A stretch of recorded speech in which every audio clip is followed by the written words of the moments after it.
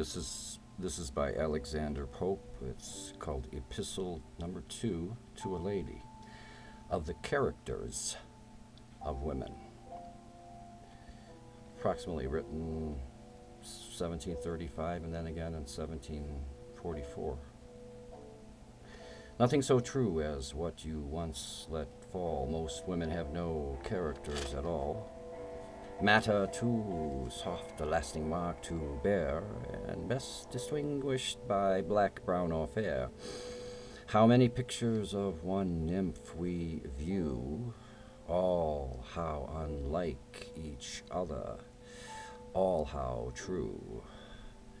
Arcadius, Countess, here in ermine pride is their Pastora by a fountain side. Here Fania leering on her own good man, and there a naked leader with a swan.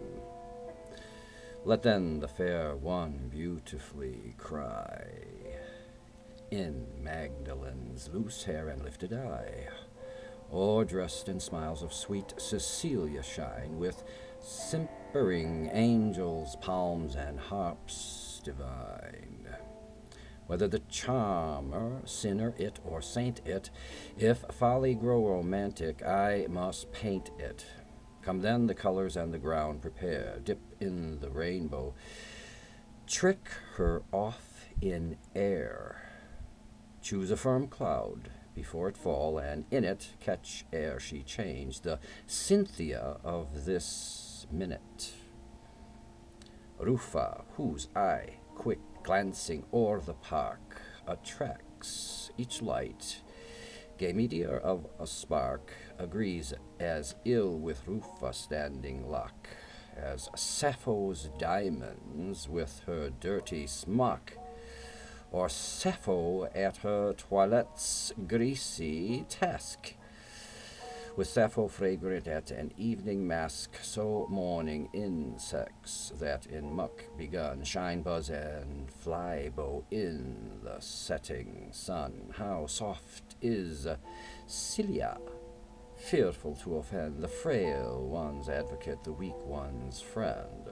To her Callista proved her conduct nice and good. Simplicius asks of her advice. Sudden she storms, she raves, you tip the wink, but spare your censure, Cilia does not drink. All eyes may see from what the change arose. All eyes may see a pimple on her nose. Papilia, wedded to her amorous spark, sighs for the shades. How charming is a park! A park is purchased, but the fair he sees all bathed in tears. Oh, odious, odious trees! Ladies like variegated tulips show. 'Tis to their changes half their charms we owe, fine by defect and delicately weak. Their happy spots the nice admirer take. 'Twas thus Calypso once, each heart alarmed, awed, without virtue, without beauty, charmed. Her tongue bewitched as oddly as her eyes, less wit than mimic, more a wit than wise. Strange graces still and stranger flights she had, was just not ugly and was just not mad. Yet ne'er so sure your passion to create as when she touched the brink of all we hate.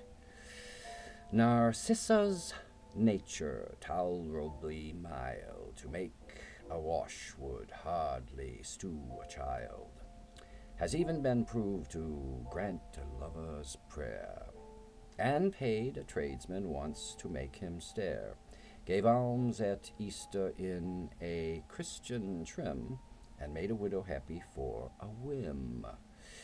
Why then declare good nature is her scorn, when 'tis by that alone she can be born?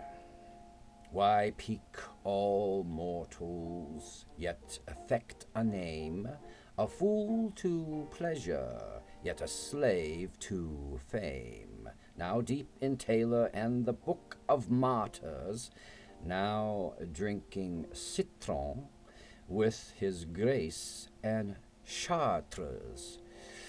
Now conscience chills her, and now passion burns, and atheism and religion take their turns. A very heathen in the carnal part, yet still a sad good Christian at her heart.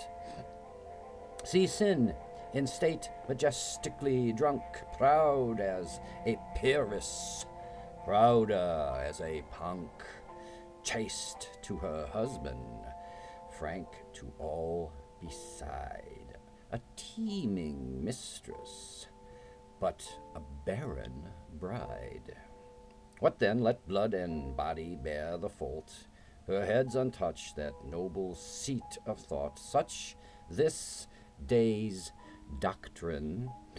In another fit she sins with poets through pure love of wit.